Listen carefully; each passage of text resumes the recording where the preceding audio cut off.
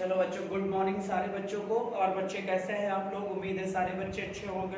ठीक है, चलिए बच्चे, हम लोग पॉलिटी की क्लास पढ़ रहे थे और कल मैंने आपको बच्चे वाइस प्रेसिडेंट भी क्या कर दिया, खत्म कर दिया था। आज मुझे बच्चे ना मंत्रिपरिषद के बारे में आप सभी बच्चों को पढ़ाना है। किसके बारे में बेटा? मंत्रिपरिषद के बारे में आज मुझे पढ़ाना है। ठीक है, तो सबसे पहले कुछ बच्चों का नाम लेना था, उनका बच्चों का नाम ले लिया जाए। बहुत परेशान रहते हैं। ठीक है,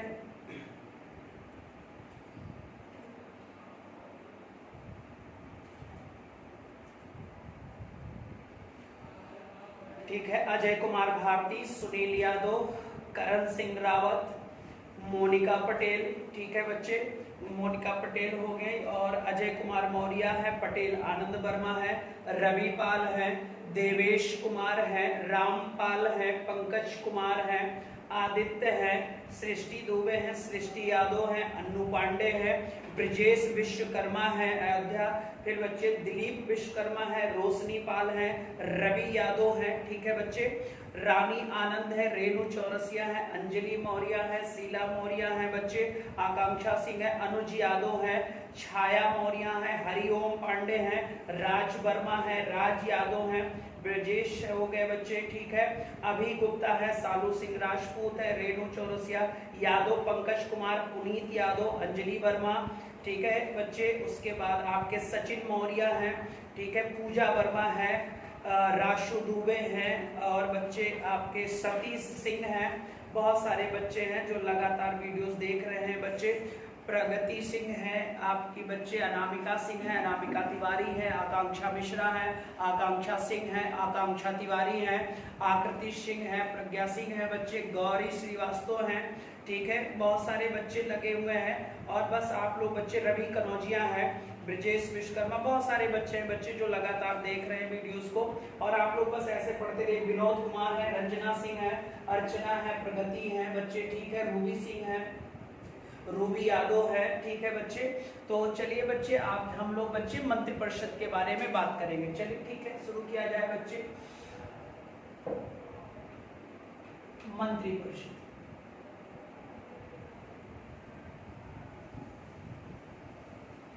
मिनिस्टर्स काउंसिल, मिनिस्टर काउंसिल। अगर बच्चे बात किया जाए मिनिस्टर काउंसिल की, ध्यान से देखिएगा बच्चे, अगर बात किया जाए मिनिस्टर काउंसिल की बात किया जाए तो आपको याद होना चाहिए बच्चे, हमने आपको बताया था 1861 का बच्चे भारतीय परिषद अधिनियम, इंडियन काउंसिल एक्ट मैंने आपको पढ़ाया था। कौन से सन में पढ़ाया था? 1861 में पढ़ाया था। और वहां पर कहा था कि बच्चे वायसराय को पहली बार बच्चे मंत्रिमंडल का प्रावधान किया गया, कैबिनेट का प्रावधान किया गया था बच्चे। और इस मंत्रिमंडल में जितने भी सदस्य थे बेटा, जितने भी मेंबर थे, उन सारे मेंबर को बच्चे, उन सारे मेंबर को उनके उनके बच्चे क्या दिए गए थे? विभाग दिए गए थे। ये मैंने फर्स्ट टाइम आपको बताया था 1861 के इंडियन काउंसिल एक्ट में मैंने बताया था। और हमने कहा था कि विभागीय प्रणाली का पिता जो भारत देश में कहा गया था, वो कहा गया था लॉर्ड कैनिंग। भारतीय बच्चे, भारत में विभागीय प्रणाली की शुरुआत लॉर्ड कैनिंग ने किया था। और इसी के कार्यकाल में भारत देश में मंत्रिमंडलीय व्यवस्था की नींव पड़ी थी। लेकिन आज बच्चे हमारे कॉन्स्टिट्यूशन में मंत्रिमंडल के जगह पर क्या लिखा गया है? मंत्रिपरिषद लिखा गया है बच्चे। तो मंत्रिमंडल बेटा और मंत्रिपरिषद में जो माइनर सा डिफरेंस होता है वो मैं अभी आपको बता दे रहा हूं। लेकिन आप याद रखोगे कि भारत देश में मंत्रिमंडलीय व्यवस्था की शुरुआत कब हुई? तो 1861 में हुई। उस समय वायसराय कौन था? लॉर्ड कैनिंग था। और बच्चे विभागीय प्रणाली की शुरुआत किसने करवाया? लॉर्ड कैनिंग ने करवा दिया। इसीलिए विभागीय प्रणाली का जन्मदाता किसे कहते हैं? लॉर्ड कैनिंग को कहते हैं। ये बात आप सारे बच्चे याद रखोगे। ठीक है, अब अगर हम बात करें बच्चे, ठीक है, आगे बढ़ा जाए तो हम लोग बात करेंगे, अब हम लोग बात करते हैं बच्चे मंत्रिपरिषद की। अब ध्यान से देखिएगा, अगर पूछा जाए कि मंत्रिपरिषद का जो प्रावधान है वो कौन से भाग में है, मंत्रिपरिषद का प्रावधान कौन से भाग में है, तो आप बोलोगे काउंसिल ऑफ, इसको ऐसे लिख दो बच्चे, काउंसिल ऑफ मिनिस्टर्स कर दो। काउंसिल ऑफ मिनिस्टर्स कर। अगर मैं पूछूं इसका प्रावधान कहाँ है तो आप बोलोगे सर इसका प्रावधान भाग 5 में है। कौन से पार्ट में है बेटा? पार्ट 5 में है। किसका प्रावधान है? तो आप बोलोगे काउंसिल ऑफ मिनिस्टर्स का प्रावधान है बच्चे। अब ध्यान से देखिएगा बच्चे, ये जो मंत्रिपरिषद होता है, संघ का भी अपना मंत्रिपरिषद होता है और राज्य का भी मंत्रिपरिषद होता है। अगर मैं पूछूं कि जो यूनियन बच्चे जो मिनिस्टर काउंसिल है यानी जो संघ का मंत्रिपरिषद है उसका हेड कौन होता है? तो आप बोलोगे सर केंद्र के मंत्रिपरिषद का जो हेड होता है वो पीएम होता है। और अगर हम राज्य के मंत्रिपरिषद की बात करें तो यहाँ का हेड कौन होगा? सीएम होगा। अब याद रखना सर यही मंत्रिपरिषद, अब सोचो बेटा संघ में मंत्री बनने के लिए, संघ में मंत्री बनने के लिए आपको 2 जगह सदस्य होना पड़ेगा। या तो आप लोकसभा के मेंबर हो या तो आप राज्यसभा के मेंबर हो। यानी एमपी आप लोकसभा, एमपी आप राज्यसभा का जो सदस्य होगा वही बच्चे संघ की मंत्रिपरिषद में शामिल होगा, वही संघ की मंत्रिपरिषद में शामिल होगा। और संघ के मंत्रिपरिषद का जो हेड होगा वो कौन होगा? पीएम होगा। हेड कौन होगा? पीएम होगा। और जब राज्य की मंत्रिपरिषद होगी तो राज्य की मंत्रिपरिषद बच्चे, राज्य की मंत्रिपरिषद में शामिल होने के लिए या तो वो आदमी विधानसभा सदस्य हो या वो आदमी विधान परिषद हो। क्या हो? विधान परिषद का सदस्य हो बेटा। यानी दोनों सदनों में से किसी एक सदन का सदस्य होना आवश्यक है। क्लियर? मान लो बच्चे हमारे कुल भारत के 6 राज्यों में ही विधान परिषद है। क्लियर? और अगर 6 ही राज्यों में है तो भारत देश के अन्य राज्यों में जब विधान परिषद नहीं है तो आपको पता है वहां सिर्फ क्या है? विधानसभा है।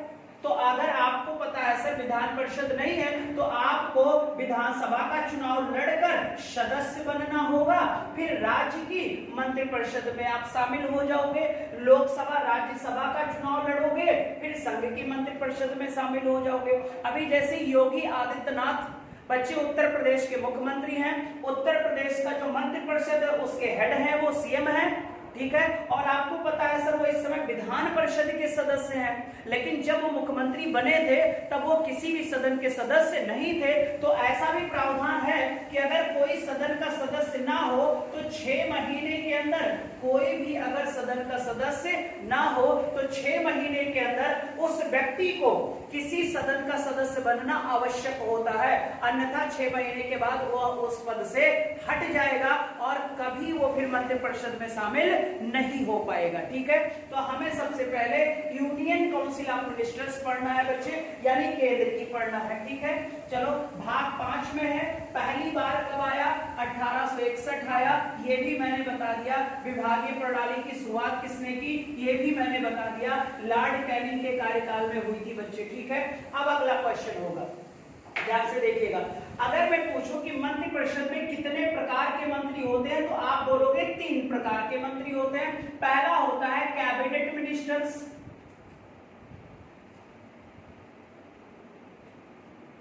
इसे हिंदी में बेटा कबीना मंत्री भी कहते हैं, कबीना मंत्री भी कहते हैं। और दूसरा बच्चे स्टेट मिनिस्टर्स होते हैं,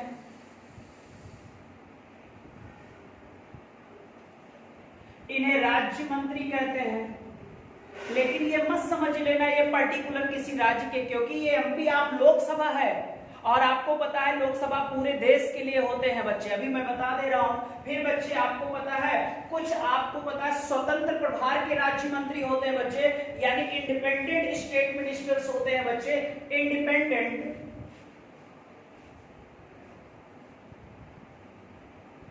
स्टेट्स मिनिस्टर्स होते हैं बच्चे, इन्हें कहते हैं स्वतंत्र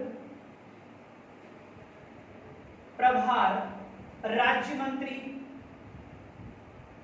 स्वतंत्र प्रभार के क्या होते हैं? राज्य मंत्री होते हैं बच्चे। ये 3 प्रकार के मंत्री हमारे बच्चे मंत्रिपरिषद काउंसिल में होते हैं। ठीक है?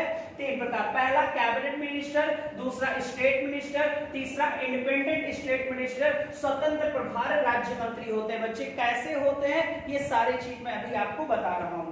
ठीक है? इसको देखिए इतना,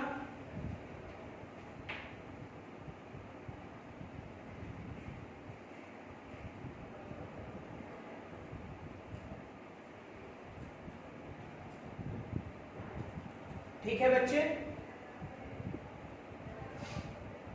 अब बेटा देखो, अगर मंत्रिपरिषद में शामिल होना है इन लोगों को तो इन्हें बच्चे या तो एमपी ऑफ लोकसभा या तो बच्चे एमपी ऑफ राज्यसभा, यानी कि बच्चे लोकसभा प्लस राज्यसभा का सदस्य होना चाहिए,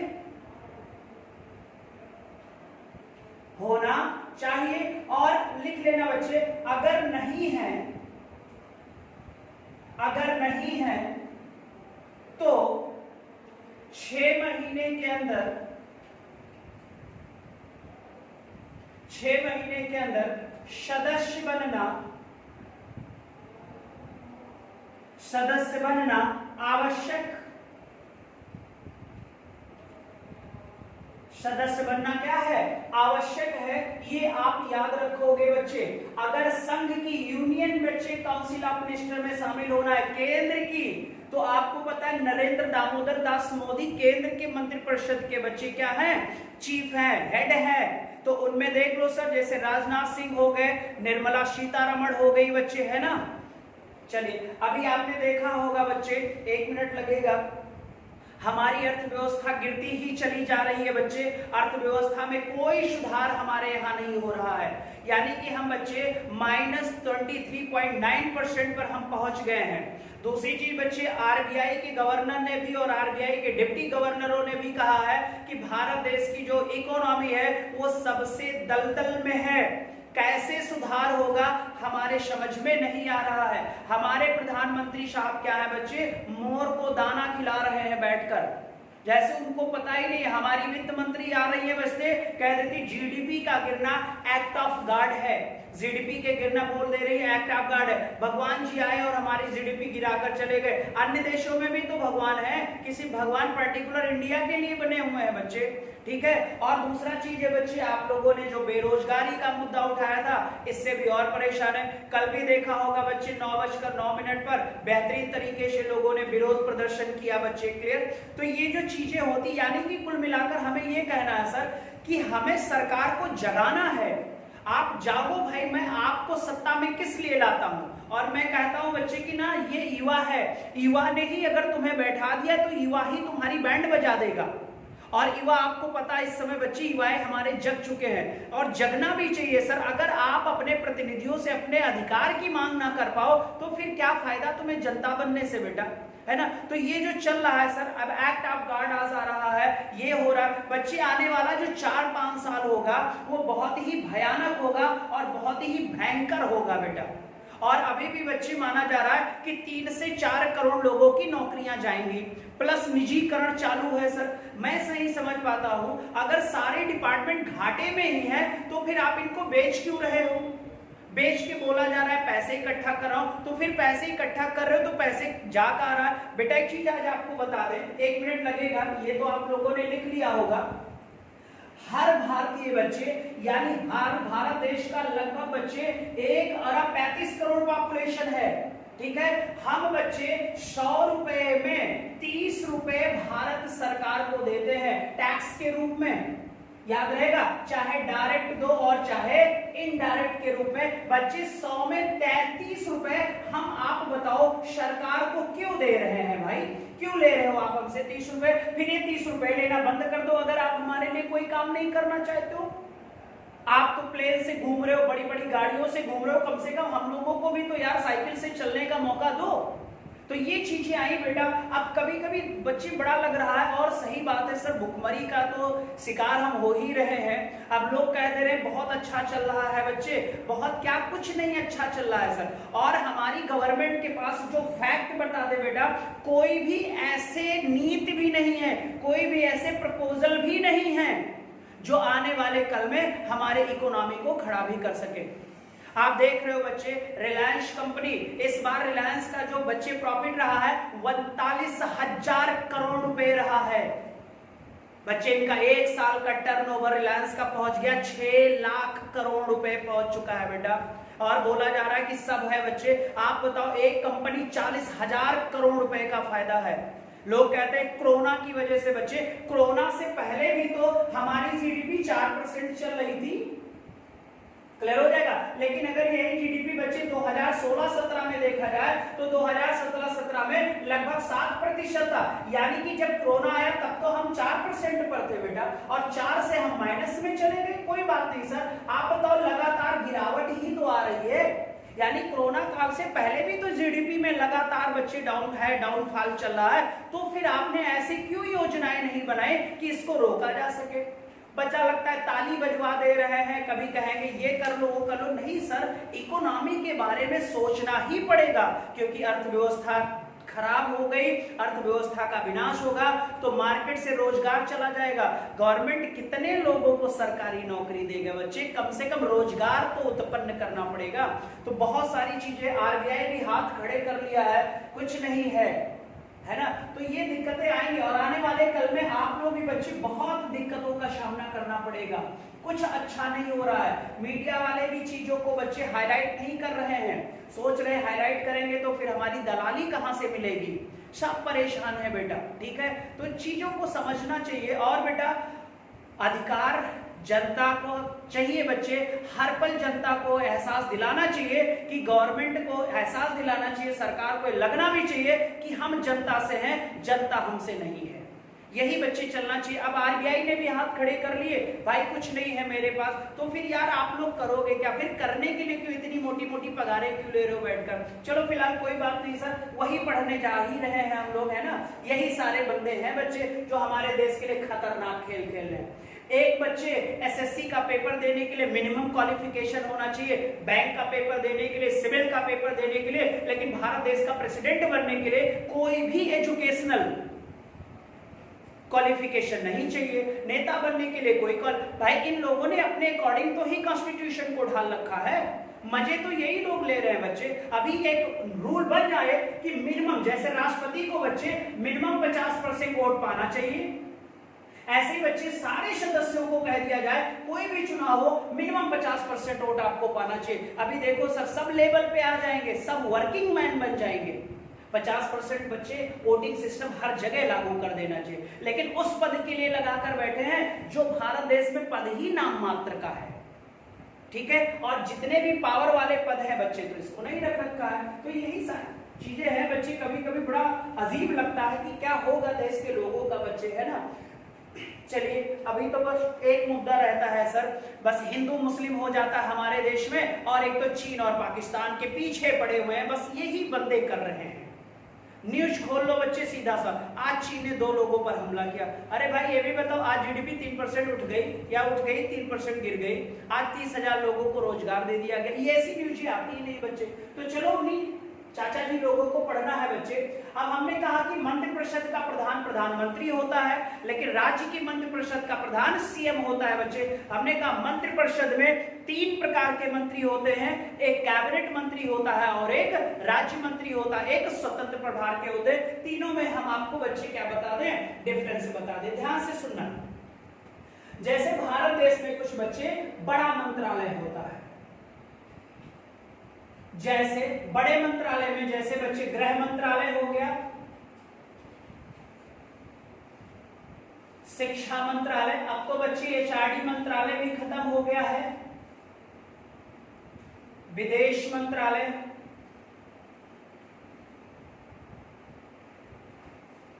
रक्षा मंत्रालय, वित्त मंत्रालय, ये कुछ ऐसे मंत्रालय हैं बच्चे जो भारत देश के बड़े मंत्रालय होते हैं, यानी इनके ऊपर प्रेशर ज्यादा रहता है और बच्चे इनको कार्य भी बहुत ज्यादा करना पड़ता है। तो आपको पता है सर, इन सारे मंत्रालयों का जो हेड होता है उसे ही तो हम कैबिनेट मंत्री कहते हैं। कौन सा मंत्री बेटा, अब मान लो कैबिनेट मंत्री हो गए, फॉर एग्जाम्पल लेते हैं, इस समय गृह मंत्री हैं अमित शाह। गृह मंत्री कौन है बच्चे, अमित शाह। क्या अमित शाह पूरी होम मिनिस्ट्री को अकेले संभाल सकते हैं? तो आप बोलोगे नहीं संभाल सकते, क्योंकि इसका एरिया ज्यादा है, इसके वर्क बहुत ज्यादा है बच्चे। तो क्या होता है, ये तो कैबिनेट मंत्री हो गए, अब इनके सपोर्ट के लिए बच्चे, यानी कैबिनेट मंत्रियों के सपोर्ट के लिए इसी विभाग में कई सारे बच्चे राज्य मंत्री बना दिए जाते हैं। किसके अधीन होंगे ये राज्य मंत्री? तो आप बोलोगे सर कैबिनेट के अधीन होंगे। कौन? राज्य। अब 3-4 राज्य मंत्री एक ही मंत्रालय के बनाए जा सकते हैं, वो डिपेंड करता है हमारे प्राइम मिनिस्टर पर, वो डिपेंड करता है संख्या हमारे प्रधानमंत्री पर करता है बच्चे, ये आप याद रखोगे। अब जो राज्य मंत्री हो गए उन्हीं के ऊपर कैबिनेट मंत्री हो गया, ठीक है। तो ये बच्चे आपको पता है कि राज्य मंत्री किसके अधीन कार्य कर रहा है? कैबिनेट के अधीन कार्य कर रहा है। एक मंत्रालय में एक कैबिनेट मंत्री होते हैं और कई सारे राज्य मंत्री की भी नियुक्ति करवाई जा सकती है बच्चे। प्रधानमंत्री की सलाह पर कौन करेगा?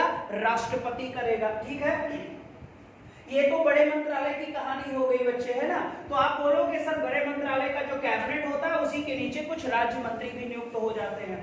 कुछ हमारे देश में छोटे छोटे मंत्रालय होते हैं जिनका एरिया और जिनका काम बहुत ज्यादा नहीं होता है, ठीक है। फॉर एग्जांपल ले लेते हैं बच्चे, जैसे पर्यावरण मंत्रालय,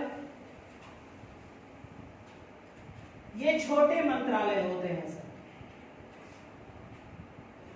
ये छोटे मंत्रालय होते हैं बच्चे।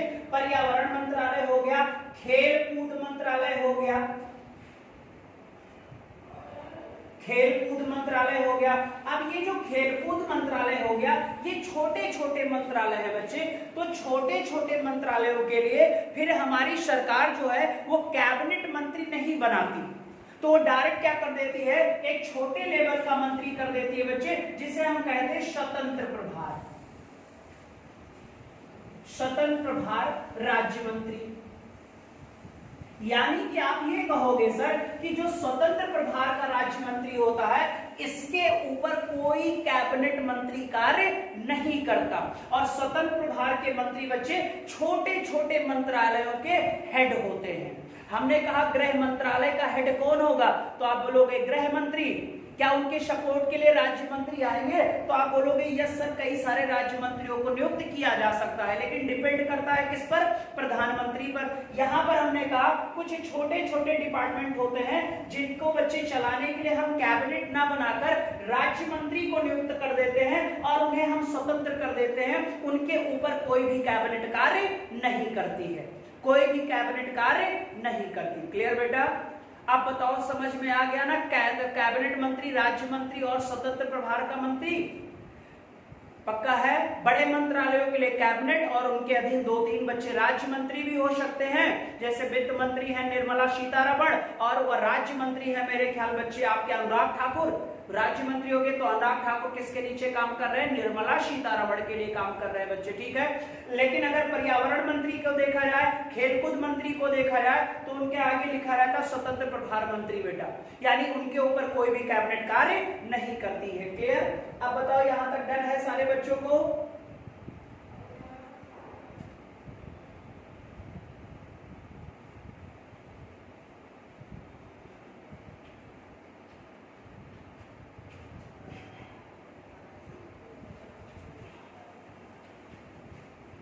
क्लियर हो जाएगा। अब इसी में बच्चे मंत्रिमंडल देखो, मिनिस्टर्स ऑफ काउंसिल में बच्चे पहले तो आपको पता है कैबिनेट मंत्री होता है, फिर बच्चे स्टेट यानी राज्य मंत्री होता है, और फिर इसी में स्वतंत्र प्रभार के मंत्री होते हैं। कौन से प्रभार के मंत्री बच्चे? स्वतंत्र प्रभार मंत्री होते हैं। क्लियर हो जाएगा। अब यहाँ पर देखो बच्चे, ये जो मंत्रिपरिषद है इसमें सभी मंत्री शामिल हो रहे हैं, और आपको पता है सर कि मंत्रिपरिषद टोटल लोकसभा सीटों का 15% होनी चाहिए, यानी प्रधानमंत्री सहित 81-82 मंत्री ही बन सकते हैं केंद्र में यानी मंत्रिपरिषद में, ठीक है बेटा। और इसी में एक नाम आप लोग सुनते रहते हो, ध्यान से सुनना बच्चे, एक नाम सुनते रहते हो मंत्रिमंडल, एक नाम सुनते रहते हो मंत्रिमंडल, इसे हम कैबिनेट कहते हैं बच्चे। मंत्रिमंडल को क्या कहते हैं? कैबिनेट। और कैबिनेट में सिर्फ कैबिनेट मंत्री ही होते हैं बच्चे, मंत्रिमंडल में सिर्फ कैबिनेट मंत्री होते हैं। अगर पूछा जाए कि मंत्रिमंडल का हेड कौन होता है, तो यहाँ पर भी हेड कौन होगा बेटा बताओ जल्दी से? प्राइम मिनिस्टर ही तो होगा। और बच्चे यहाँ पर एक नोट पॉइंट लिख देंगे आप लोग, एक नोट पॉइंट लिख दो बच्चे, cabinet is the part of, cabinet is the part of part of council of ministers, यानी कि मंत्रिपरिषद का ही एक भाग है मंत्रिमंडल।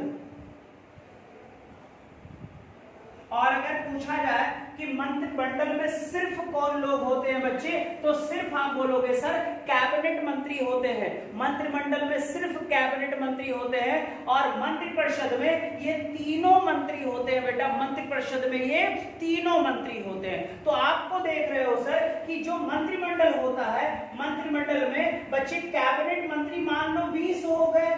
मान लो बच्चे बड़े मंत्रालय 20 हैं तो 20 कैबिनेट मंत्री हो जाएंगे, 25 हो जाएंगे, लेकिन बहुत ज्यादा कैबिनेट नहीं होते हैं बेटा। और यहां पर मैंने कहा कि 80-81 मिनिस्टर्स ऑफ काउंसिल है बच्चे, यानी मंत्रिपरिषद में अधिकतम टोटल लोकसभा का 15% है। अभी मैं लिखाऊंगा तो यहाँ पर 81-82 मंत्री हो सकते हैं मंत्रिपरिषद में। मंत्रिपरिषद में सभी मंत्री आते हैं, कैबिनेट भी है, राज्य भी है। राज्य मंत्री किसके अधीन कार्य करते हैं? कैबिनेट के अधीन कार्य करते हैं, लेकिन स्वतंत्र प्रधानमंत्री किसी के नीचे कार्य नहीं करते। ये छोटे मंत्रालयों के बच्चे राज्य मंत्री होते हैं। और फिर हमने कहा कैबिनेट सिर्फ शामिल होती है कहाँ? मंत्रिमंडल में। यहाँ का भी हेड पीएम होगा और यहाँ का भी हेड कौन होगा? पीएम होगा बच्चे। इसीलिए लिखा जाता है cabinet is the part of council of ministers. मंत्रिपरिषद का एक भाग है। मंत्रिपरिषद में टोटल मंत्री हो सकते हैं प्रधानमंत्री सहित 81-82 मंत्री बेटा, लेकिन मंत्रिमंडल में 20-25 मंत्री ही हो सकते हैं। अब आपको एक क्वेश्चन यहां से बना लेना है। अब बताओ मंत्रिपरिषद बड़ी होती है कि मंत्रिमंडल बड़ा होता है? आप सारे बच्चे आंसर दो, मंत्रिमंडल बड़ा होता है कि मंत्रिपरिषद बड़ी होती है? जल्दी से बताओ, सारे बच्चे आंसर करो। मंत्रिपरिषद बड़ी होती है कि मंत्रिमंडल बड़ी होती है बच्चे?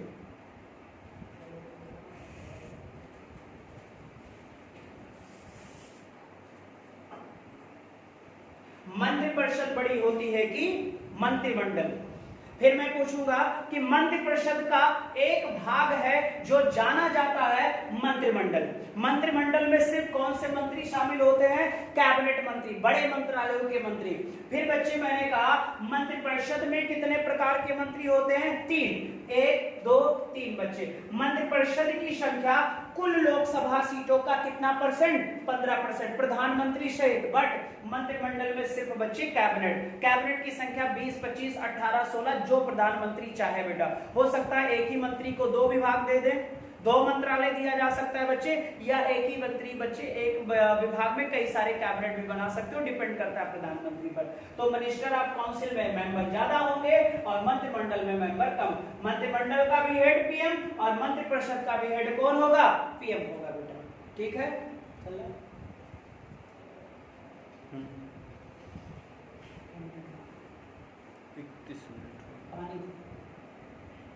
एक मिनट सर, सामने आएंगे। ठीक है बच्चे, चलो ये आपका मैंने बता दिया, दोनों के बीच का डिफरेंस मैंने बता दिया। अब आगे बढ़ा जाए।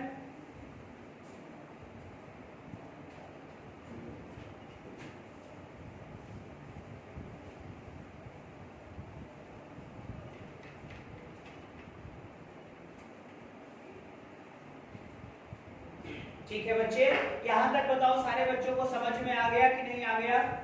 जल्दी से बच्चे।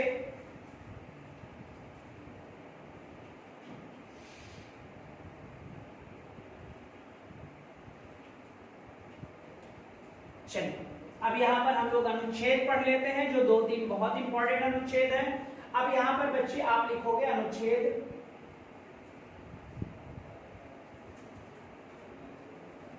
आर्टिकल बोला जाता है।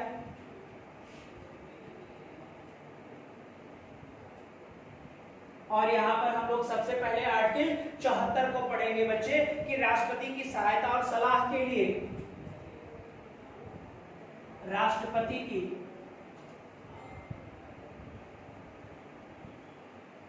सहायता और सलाह के लिए के लिए एक मंत्रिपरिषद होगी, एक मंत्रिपरिषद होगी। ऐसा कहां लिखा गया है? तो आप बोलोगे सर ऐसा लिखा गया आर्टिकल 74 में, ऐसा लिखा गया आर्टिकल 74 में। बच्चे नोट करो जल्दी से।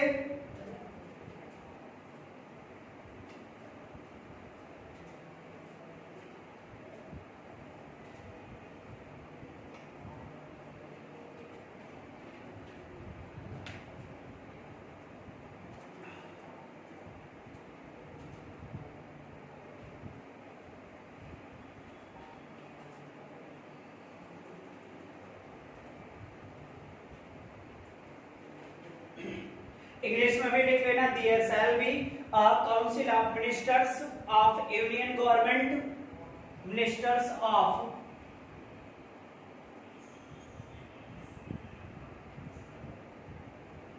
there shall be a council of ministers of union government and advice of president and advice of president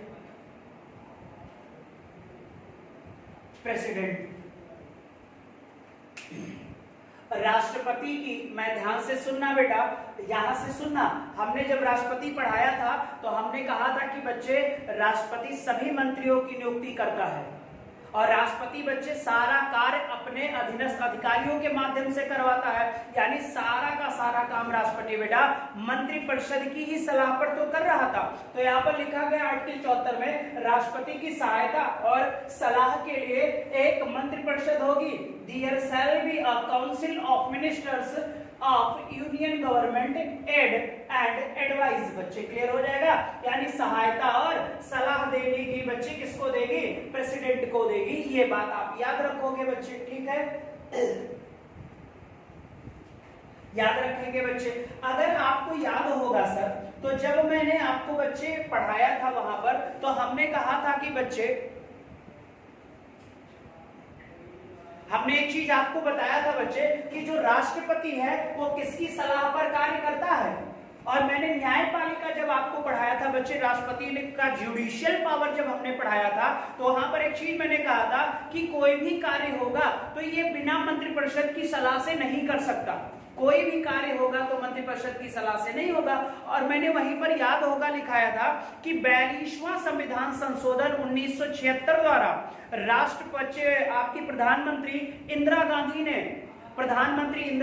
ने बच्चे क्या किया था? बच्चे राष्ट्रपति को बाउंड कर दिया था। या मैंने जब एब्सोल्यूट पावर पढ़ाया था तो वहां पर देख लीजिएगा बच्चे, 42वें संविधान संशोधन के तहत बेटा इंदिरा गांधी ने राष्ट्रपति को बाउंड कर दिया कि आपको हर हाल में अगर कोई भी बच्चे सलाह देता है आपको, कौन? मंत्रिपरिषद, तो आपके लिए वो बाध्यकारी होगा, आप उस पर पुनर्विचार हेतु कुछ भी नहीं कर सकते। ये इंदिरा गांधी ने किया था 42वें संविधान संशोधन 1976 में, यानी राष्ट्रपति को उन्होंने हर मामले में बाउंड कर दिया कि जो मैं कहूंगी वही आपको करना होगा, आप उस पर अपने किसी भी पावर का इस्तेमाल नहीं कर सकते। तो बाउंड कर दिया तो इंदिरा गांधी ने। लेकिन जब बच्चे इंदिरा गांधी हटी और एक गैर कांग्रेसी सरकार बनी जिसके प्रधानमंत्री बने मोरारजी देसाई, तो मोरारजी देसाई ने क्या किया? 44वां संविधान संशोधन 1978 से बच्चे ये जो बाउंड कर दिया था इंदिरा गांधी ने राष्ट्रपति जी को, उन्होंने कहा कि राष्ट्रपति बाउंड नहीं होगा। वो बच्चे अगर चीजों को पुनर्विचार हेतु वापस करना चाहे बच्चे संसद को, तो कोई भी बिल विधेयक या बच्चे चीजों को वापस कर सकता है। ऐसा बच्चे कहा था मोरारजी देसाई के 44वें संविधान संशोधन 1978 में। तो बाउंड कर दिया इंदिरा गांधी ने, लेकिन स्वतंत्रता दे दिया मोरारजी देसाई की सरकार ने कि राष्ट्रपति को हर जगह बाउंड नहीं किया जा सकता। तो यहां पर अगला पॉइंट यही होगा। तो मैं इसको सिस्टमैटिक ढंग से लिख दे रहा हूं, आप लिख लीजिएगा। एक तो सलाह होगी, फिर इसी में आगे बढ़ना आप लोग सर, इसी में लिख देना 42वां संविधान संशोधन कॉन्स्टिट्यूशन अमेंडमेंट एक्ट 1976 द्वारा मंत्रिपरिषद की सलाह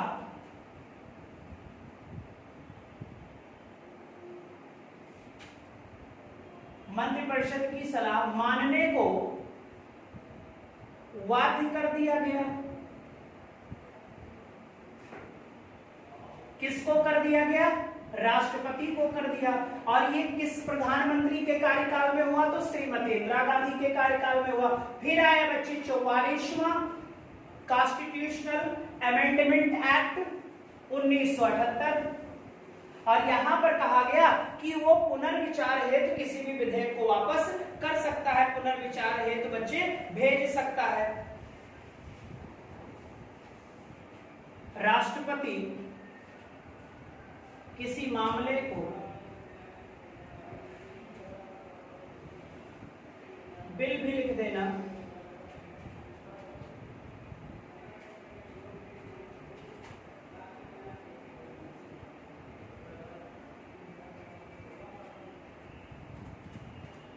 भेज सकता है।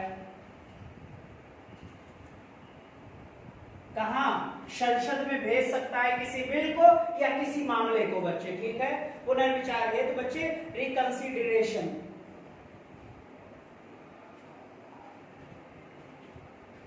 रिकंसिडरेशन पुनर्विचार।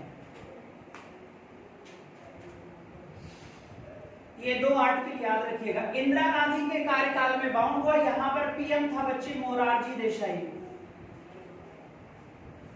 पीएम थे मोरारजी देसाई, और यहां पर पीएम थी इंदिरा गांधी।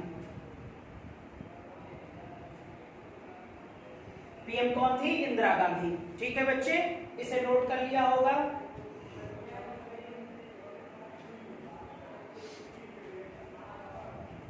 बताओ ये चीज समझ में आ गई कि नहीं आ गई? यानी आर्टिकल 74 ये कहता है कि राष्ट्रपति को सलाह देने के लिए बच्चे एक मंत्रिपरिषद होगी, ठीक है बेटा। मंत्रिपरिषद की सलाह को मानना बाउंड कर दिया गया, अनिवार्य कर दिया गया इंदिरा गांधी द्वारा 42वां संविधान संशोधन द्वारा। यानी कोई भी मैटर अगर राष्ट्रपति तक जाता है, किसके द्वारा? मंत्रिपरिषद द्वारा, तो उसे मानना राष्ट्रपति के लिए अनिवार्य होता है। क्लियर? फिर लेकिन 44वें संविधान संशोधन में कहा गया कि भाई राष्ट्रपति किसी भी मामले या बिल को पुनर्विचार यानी रिकंसिडरेशन के लिए वो भेज सकता है, पार्लियामेंट में वापस कर सकता है। सस्पेंशन वीटो, निलंबनकारी वीटो, इसी को कहते हैं बच्चे। ये आप याद रखोगे। जब किसी भी बिल को बच्चे राष्ट्रपति वापस संसद में पुनर्विचार हेतु भेजता है, तो आपको पता है वहां पर सस्पेंसिव वीटो का इस्तेमाल करता है, यानी निलंबनकारी पावर का इस्तेमाल करता है। सिर्फ कितनी बार? एक बार, ठीक है। ये मैंने आपको बता दिया है, ठीक है, ये मैंने आपको बता दिया है बच्चे, ठीक है। सारा सब कुछ पढ़ा दिया हूं, सिस्टमैटिक बता दिया हूं। जीवन में कभी गलती मत करिए, ठीक है। अब हम आगे बढ़ते हैं बच्चे। अगर हम आगे बढ़े तो आर्टिकल 74 आर्टिकल यानी कि अनुच्छेद 74 का बच्चे सेकंड पॉइंट ये कहता है, 74 का बच्चे सेकंड पॉइंट ये कहता है बच्चे विधिक उत्तरदायित्व। अगर 74 का 2 पूछे बच्चे तो यहां पर बात की गई है बच्चे विधिक उत्तरदायित्व। और ये बच्चे विधिक उत्तरदायित्व भारत देश में नहीं है, ये प्रणाली अमेरिका में है। हालांकि प्रावधान है इंडिया में, लेकिन यहाँ पर उत्तरदायित्व विधिक नहीं होती है बच्चे। तो जो होती है हमें उसके बारे में जान लेना है। अगर हम उत्तरदायित्व की बात करें तो 3 प्रकार का उत्तरदायित्व होता है बच्चे। कितने प्रकार का उत्तरदायित्व होता है? 3 प्रकार का उत्तरदायित्व होता है। एक होता है व्यक्तिगत उत्तरदायित्व, मंत्रिपरिषद का व्यक्तिगत उत्तरदायित्व होता है।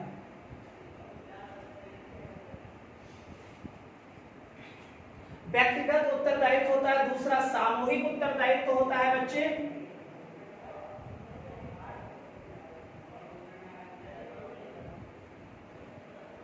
कभी कभी आप पढ़ते रहते हो कि हमारा मंत्रिपरिषद किसके प्रति उत्तरदायी होता है, तो मंत्रिपरिषद लोकसभा के प्रति उत्तरदायी होता है। ये बात आप याद रखोगे। और तीसरा होता है विधिक उत्तरदायित्व,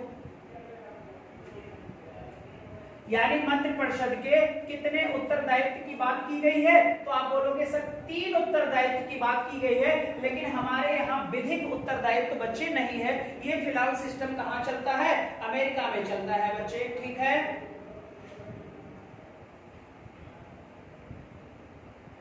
अब बच्चे अगर पूछा जाए कि कोई मंत्री व्यक्तिगत उत्तरदायित्व किसके प्रति रखता है, तो आप बताओ कि सारे मंत्रियों की नियुक्ति कौन करता है और उन्हें हटाता कौन है। जरा एग्जांपल दे रहे हो बच्चे दो जल्दी से।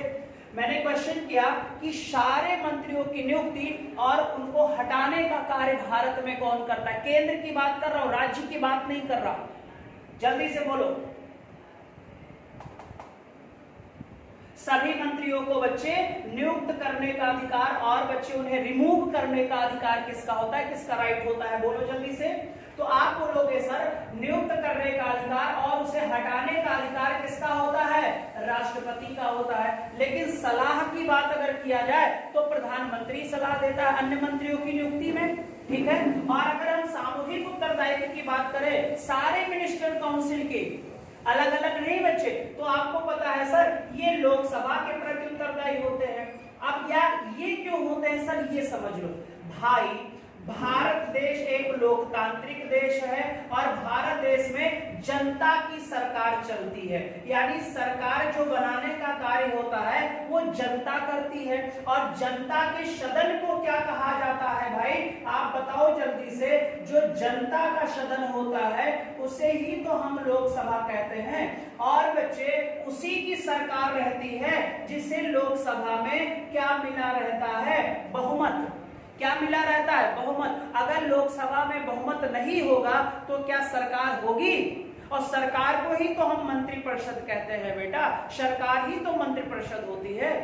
तो आप बताओगे कि सर व्यक्तिगत बच्चे अगर कुछ इंडिविजुअल बात किया जाए तो ये राष्ट्रपति, क्योंकि राष्ट्रपति ने कभी भी हटा सकता है और कभी भी नियुक्त कर सकता है, बट सलाह तो प्राइम मिनिस्टर से लेगा, ठीक है। और व्यक्तिगत सामूहिक उत्तरदायित्व बच्चे व्यक्तिगत राष्ट्रपति और सामूहिक उत्तरदायित्व बच्चे रखेंगे लोकसभा, क्योंकि लोकसभा की बहुमत पर ही इनका कार्यकाल है भाई। मंत्रिपरिषद का कार्यकाल सामान्यतः 5 वर्ष होता है, बट डिपेंड करता है किसकी बहुमत पर, लोकसभा के बहुमत पर। 5 साल बहुमत रहा तो 5 साल कार्यकाल, 2 साल बाद सरकार डिसॉल्व हो गई तो 2 ही साल कार्यकाल हो जाएगा। ये बात आप याद रखोगे।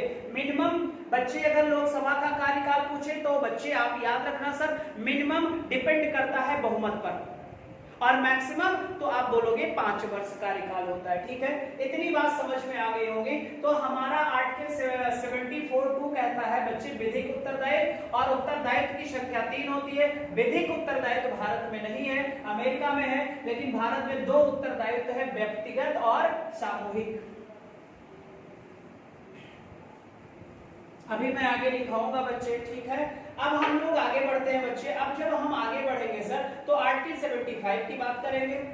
74 की बात हो गई। आर्टिकल 75 का फर्स्ट पॉइंट ये कहता है कि प्रधानमंत्री की नियुक्ति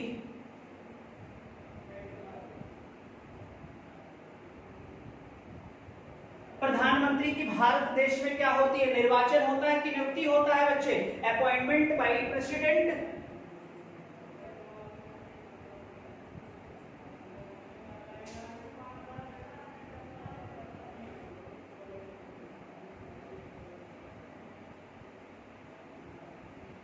किसको अपॉइंट, प्रधानमंत्री को। अब प्रधानमंत्री को नियुक्त कैसे करता है भाई, मैंने एक दिन बताया था कि पहले तो बच्चे आम चुनाव होगा, फिर एक बड़ी पार्टी होगी जिसे बहुमत लोकसभा में मिलेगा, फिर बहुमत दल की बैठक होगी। उसी बैठक में एक व्यक्ति के नाम का प्रस्ताव जारी होगा। उस प्रस्ताव पर बेटा जितने भी पूर्ण बहुमत के लिए मेंबर्स की आवश्यकता होती है उतने मेंबर्स उस बच्चे पेपर पर सिग्नेचर करेंगे, और फिर वही नाम जिसके नाम का प्रस्ताव पास हुआ, सदस्यों ने अपना समर्थन दिया उस व्यक्ति को कि मैं इन्हें समर्थन देता हूं, यही भारत के अगले प्राइम मिनिस्टर होंगे, तब वह नाम प्रेसिडेंट के पास जाता है, और प्रेसिडेंट बच्चे उस पद पर यानी प्रधानमंत्री के पद पर उस व्यक्ति की क्या कर देता है, नियुक्ति कर देता है। लेकिन अगर मैं पूछूं कि प्रधानमंत्री को कौन से सदन का सदस्य होना आवश्यक है, तो आपको भी पता है, चाहे वो लोकसभा का हो और चाहे वो राज्यसभा का हो। श्रीमती इंदिरा गांधी ऐसी प्रधानमंत्री हैं जो लोकसभा का सदस्य रहते हुए भी प्राइम मिनिस्टर बनी है और राज्यसभा का सदस्य रहते हुए भी प्राइम मिनिस्टर बनी है बेटा। ठीक है। लेकिन मनमोहन सिंह की बात किया जाए तो मनमोहन सिंह बच्चे राज्यसभा के सदस्य रहते हुए प्राइम मिनिस्टर बने, और at the time Narendra Damodar Das Modi ji हैं बच्चे, वो भी एमपी ऑफ लोकसभा हैं, एमपी ऑफ लोकसभा, बनारस से है बच्चे, काशी विश्वनाथ की जय। तो यहाँ पर प्रधानमंत्री की नियुक्ति कौन करता है, तो आप बोलोगे सर राष्ट्रपति करता है। फिर इसी में बच्चे all ministers appoint by president, यानी सभी मंत्रियों की नियुक्ति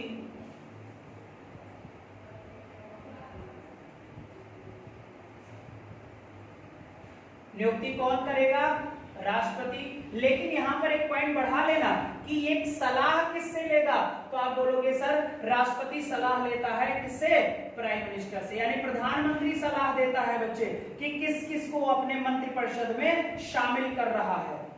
इसीलिए तो कहते हैं सर कि मंत्रिपरिषद का कार्यकाल लोकसभा की बहुमत पर निर्भर करता है, लेकिन व्यक्तिगत मंत्रिपरिषद का कार्यकाल, व्यक्तिगत मंत्रिपरिषद का कार्यकाल बच्चे व्यक्तिगत मंत्रियों का कार्यकाल प्रधानमंत्री की इच्छा पर निर्भर करता है। ये जब चाहे विभागों का बच्चे परिवर्तन करवा सकता है, और जब चाहे वो आपको मंत्रिपरिषद से निकाल भी सकता है। ये बात बताओ समझ में आई कि नहीं आई। और हाँ सर, ये जो सलाह देना होता है ये प्रधानमंत्री का अपना वैवेकीय अधिकार होता है।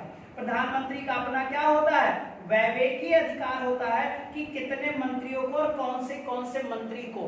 हालांकि विभागों का बंटवारा कैबिनेट सचिवालय करता है, लेकिन वो सारी सलाह कौन देता है, प्रधानमंत्री देता है।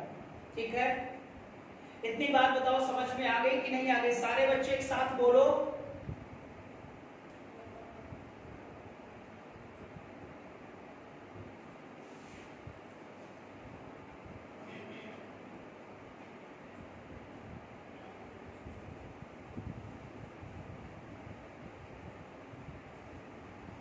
और यहीं पर सर आर्टिकल 75 में ही, आर्टिकल 75 के फर्स्ट में ही बच्चे एक नया पॉइंट जोड़ दिया गया। तो आर्टिकल 75 का फर्स्ट ए, अगर आपको कहीं पर भी कैपिटल लेटर में ABC लिखा मिल जाए तो आप याद रखना ये संविधान में परिवर्तन हुआ है। तो यहाँ पर बच्चे 91वां संविधान संशोधन,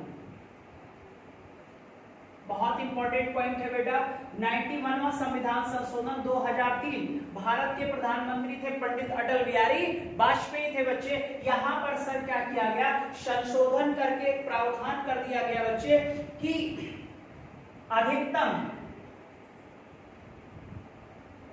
मंत्रियों की संख्या कुल लोकसभा सीटों का 15% होगा प्रधानमंत्री सहित। ठीक है, तो टोटल अगर बच्चे लोकसभा में सीट है 545 गुणे बच्चे 15/100।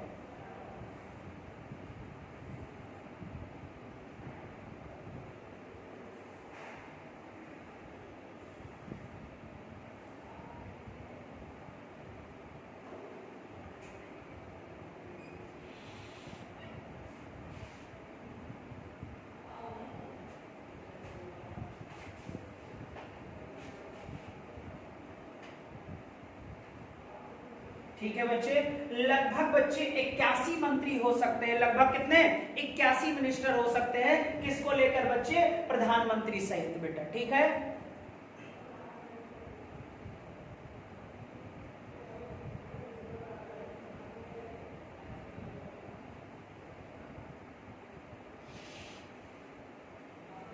उम्मीद है समझ में। हालांकि इससे पहले नहीं था, लेकिन 2003 से बच्चे अधिकतम मंत्रियों की संख्या टोटल लोकसभा का सीटों का 15% ही होगा, राज्यसभा नहीं लिया जाएगा। हालांकि कोई भी मंत्री राज्यसभा का सदस्य रहते हुए भी मंत्रिमंडल में शामिल हो सकता है।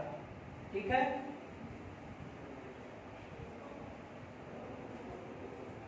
और यहीं पर बच्चे एक अनुच्छेद 15 का ए का पॉइंट बी शामिल हुआ था, दल बदल। इसको मैं आगे बताऊंगा, इसे मैं आगे बताऊंगा बच्चे। दल बदल की बात यहां पर की गई है,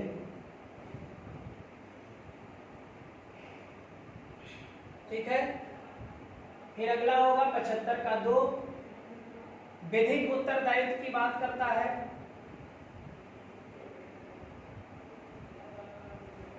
जो भारत में नहीं है बच्चे, अमेरिका में है।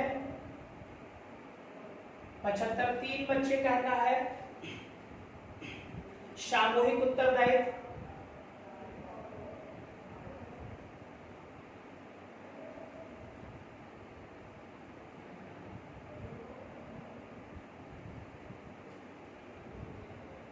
सामूहिक उत्तरदायित्व लोकसभा के प्रति होता है।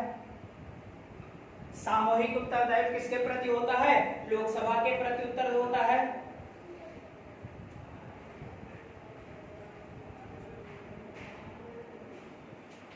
इसको लिख सकते हो कलेक्टिव रिस्पॉन्सिबिलिटी।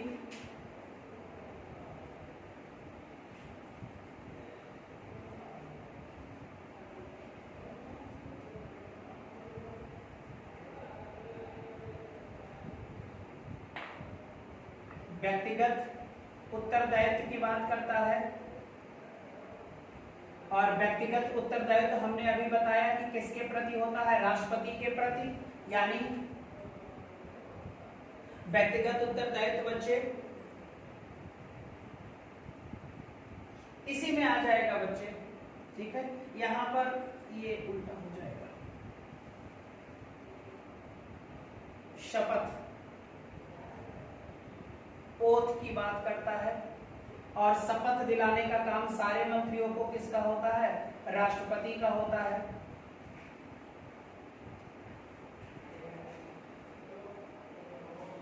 ठीक है। 75 का 5 कहता है यदि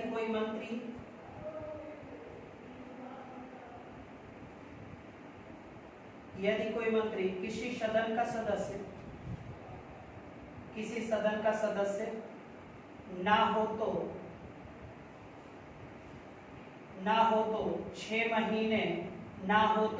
6 महीने के अंदर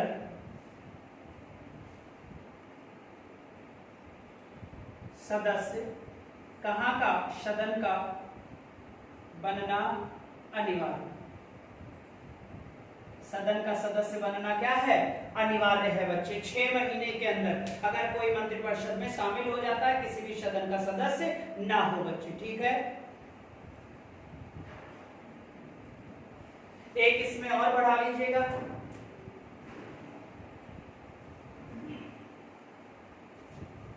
इसमें आप लोग एक और बढ़ा लीजिएगा। 75 का 6 वेतन भत्ता, और इसके लिए कानून संसद बनाती है।